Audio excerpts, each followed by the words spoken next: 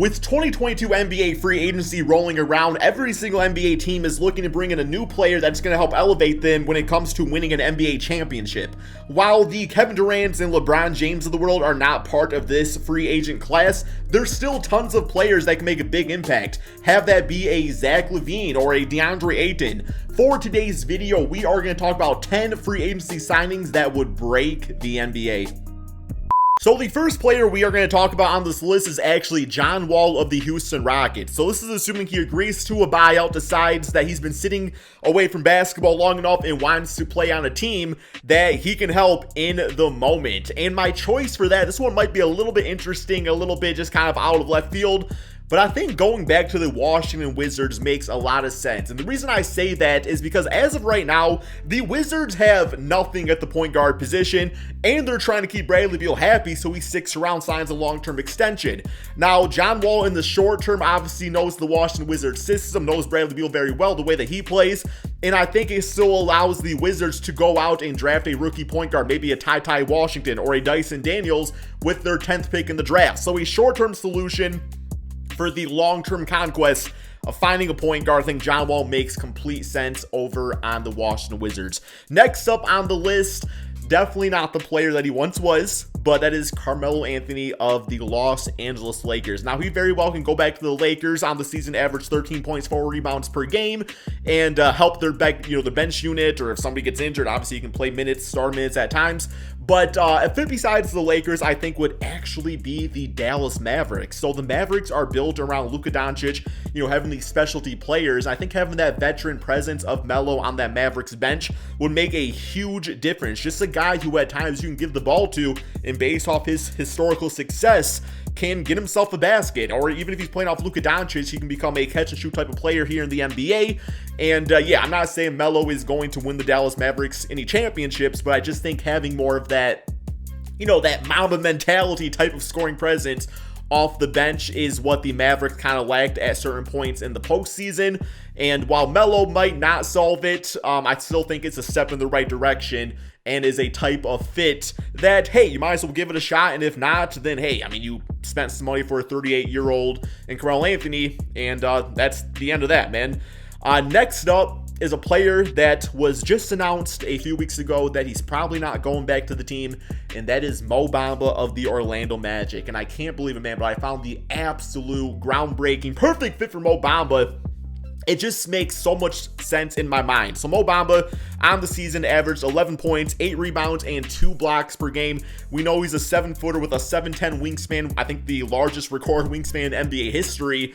Likes to shoot a lot of threes, though. Probably could do a little bit more work around the basket. But his perfect fit, man, would be the Milwaukee Bucks as a Brook Lopez replacement. Now, I'm not saying a short-term replacement. I still think it makes sense to bring Brook Lopez back, but for the long-term replacement. And I think having Mo Bamba, Brook Lopez, as far as your center rotation, could be absolutely huge for this team, because Brook Lopez really transitioned himself to a 7-footer that block shots and shoot threes. But obviously going back to his Nets days where he was the franchise all-time leading scorer, he knows how to work around the basket too. I think he'd be the perfect mentor for Mo Bamba. In the short term, in the long term, Mo Bamba kind of takes over the reins as the starting center of the team. All right, next up, we have Victor Oladipo of the Miami Heat. Now, I think he can very well just go back to that team and find his role there, especially not totally sure what's going to go on as far as their offseason goes. But let's say Oladipo wants a larger role. Maybe he doesn't want to be, fighting for minutes with the likes of Tyler Hero, Max Strus, and whatever other guards they end up bringing to the team. I think this one right here could be a little interesting, and that is the Philadelphia 76ers. So the reason I say that is because, James Harden, I think he probably comes back to the Sixers. But if not, then you're going to be looking for a quick fix. I think Oladipo is one of those low risk, high reward type of players for this NBA offseason. He's not going to go out there and get the money that he once warranted. He's still really fighting to prove not only is he healthy, but also a guy that can help out an NBA roster. And Oladipo had some really nice moments for the Miami Heat. So going to the 76ers, even if James Harden were to come back to the team, Depot with his injury history could be a very viable option to use as a sixth man off the bench, being able to play with James Harden or Tyrese Maxey. Or like I said, worst case scenario, James Harden leaves. Then you have Victor Oladipo as a short-term fix at that shooting guard position. All right, next up, it seems like the new coaching staff is a big fan, and that is Russell Westbrook of the Los Angeles Lakers. This is assuming that, he declines his player option, or maybe even they even look to trade him, something along those lines, some type of sign trade with other players. I don't really know. I will say, though, they just hired Rasheed Wallace as an assistant coach, and like a year ago, Rasheed Wallace went on the record to say that Russell Westbrook is the best player in the NBA. So, yeah, it seems like they're pretty confident in his abilities next season. But let's assume that, declines player option, whatever it may be, and wants to go somewhere else. I actually think a really solid fit, man, would be the LA Clippers. And the reason I say that is right now, the Clippers, at point guard, they got Reggie Jackson. So Reggie Jackson was fine in Detroit, became really solid for the Clippers. And I think getting Russell Westbrook on the squad, especially having the injury history of Kawhi Leonard and Paul George, and who knows what exactly type of load management they're going to have next NBA season. I think Westbrook in the system, when he was on the OKC Thunder playing with Paul George actually had an MVP top 5 type of season, man. So I think putting him next to Russell Westbrook again could definitely be beneficial. But like I was saying, when the load management comes rolling around, we know that if you surround Russell Westbrook with these shooters, at times being the number one option with, if Kawhi or Paul George is out, that could also be kind of beneficial for the LA Clippers. I think maybe it could be a decent risk taking, especially if it is only a 1-year contract, or if Russell Westbrook got bought out or something along those lines, then you can definitely get him on a minimum deal. But I think the Clippers would make a lot of sense for Russell and for their players also, man. Next up, we have Deandre Ayton. So I've been kind of thinking a lot about him as of late, just because it sounds like, according to sources in the Phoenix Suns area, that he is not going to be back on the team next season, man. It sounds like he wants a bigger role. It sounds like the Phoenix Suns don't really want to pay him the money that he thinks he deserves, and I think I can really see both sides of that. But kind of a low-key team that I think would be perfect would actually be the Charlotte Hornets. The Hornets have been looking for their center for a while now. The Mason Plumlee experiment kind of failed. Montrezl Harrell, he was cool on the Clippers and everything like that, but he's not really been that guy for the Hornets either. And I think just going out there and getting Deandre Ayton, where he can bring that center position, would mesh perfectly with LaMelo Ball and the rest of the team, and really set them up to be a top 5, top 6 team in the Eastern Conference next NBA season. All right, next up, we got Bradley Beal. So I think chances are Bradley Beal signs an extension. I wouldn't be surprised, though, if he signs the Supermax, and then at some point within the next year or so, assuming the team doesn't go in the right direction, could demand a trade. I feel like that's going to be kind of the pattern. It seems like when it comes down to making trade requests, players are able to, sign those Supermax and then just kind of sit out until they find a team they want to go to, right? And can't blame them. If that's what the system allows, let them do it, right, man? But I think as far as a team for Bradley Beal, I really want to see the Boston Celtics, man. I really, really want to see him on the Celtics. He gets along with a lot of players on the team. It's been a rumor for some time now. And I think he fits in perfectly, too, because it would just really allow everybody on the Celtics team to just kind of shift down a spot. You would have, obviously Marcus Smart goes down. I guess no, Marcus Smart would stay at point guard. Bradley Beal would stay at the shooting guard spot. That would work out pretty nicely. Jaylen Brown would go down to the 3, and then you would have Jason Tatum at the 4, and his improvements on the defensive side of things definitely would make that allowable, and then keep Robert Williams at the 5. Then you bring back, obviously, Al Horford, Grant Williams, guys like that, and you have a really good rotation all of a sudden. I guess it's already good because they're in the NBA Finals, but I think getting a guy like Bradley Beal, the team might take a little bit of a step back defensively, but I think what this team could do offensively has really, really solid potential, man.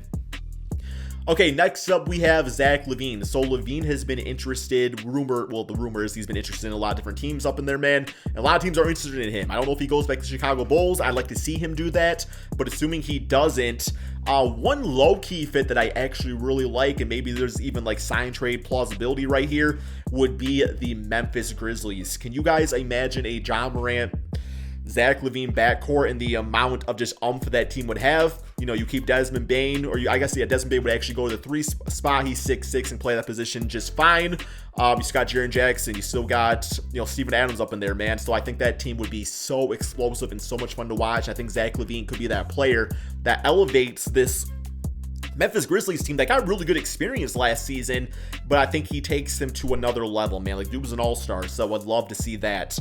Next up, we have Kyrie Irving. So the latest thing I just read is that Kyrie Irving is going to sign an extension with the Brooklyn Nets. I don't know how much truth there is to that, but let's assume that, the Brooklyn Nets, Kyrie Irving does not mean eye to eye, and he declines the player option, goes somewhere else. I think this will need to involve a sign and trade to happen, but I would love to see Kyrie go to the Los Angeles Lakers, man. I want to see him team up with LeBron James for 1 or 2 more seasons and just see what that's all about. I think the storyline would be absolutely amazing to watch. And I think one of the quotes that I just read the other day was that it appears the Lakers are sick of Westbrook. It appears the Nets are sick of Kyrie, so why not swap the two? Now, obviously, Kyrie Irving is the better basketball player. There's no question about that as of right now at the points of both of their career. But also, Westbrook with Ben Simmons makes me want to throw up my mouth a little bit. But hey, we're not talking about Westbrook. We're talking about Kyrie over on the Lakers. Him playing with LeBron James. Maybe they're bringing Kevin Love or something, man. Yeah. What y'all think about that one? And then finally, another guy that has a player option that I don't think declines it, but maybe he's trying to seek out a larger extension or contract. And of course, that is James Harden. A lot of different teams that could use James Harden. Kind of had a slower season compared to the norm for him, but he still averaged 10 assists per game. And this one right here, definitely, I think I would love to see it. I don't know if this fan base would love to see it, but I would love to see it. And that's seeing James Harden go back to the Houston Rockets, man. And wait, before you get crazy about Rockets fans, let me just say straight up that, Kevin Porter is only 21 years of age. I think, Kevin Porter is a shooting guard that plays point guard. I think James Harden is a shooting guard that plays point guard, both lefties. I think just, really what he could mentor him on would be huge. And that's not to say you can't run a lineup of James Harden, Kevin Porter at the 2, Jalen Green at the 3, something like that, man. We know the Houston Rockets offense have definitely leaned towards small ball in the past, but also having that 3rd pick in the draft, they're going to go out there. They can get a 7-footer in Chet. You can get Paolo Banchero. You can get Jabari Smith. You already got Sengun, who I still think is a future all-star in the NBA, all things considered, everything I've seen from him. It would remind me much when, LeBron James initially left the Cleveland Cavaliers. They drafted guys like Kyrie Irving. Then a few years later, the system was in place. The new players were there. And LeBron went back to Cleveland. I don't know, man. It would be interesting to see James Harden go back to the Houston Rockets. Like I said, I could see where both parties are just like, okay, we did that. It didn't work out. It's time to move on and not dwell on the past. But damn, that would break the NBA, man, seriously. So hope you guys enjoyed all these signings. Keep in mind, there's so many other talented players in the NBA that are free agents. There's just 10 of them that I listed right here. Give me some thoughts in the comment section below, man. Where do you want to see some of these guys go to? Who are some free agents I missed out on? And all that, man. But thank you all so much for watching. Peace out, my friends.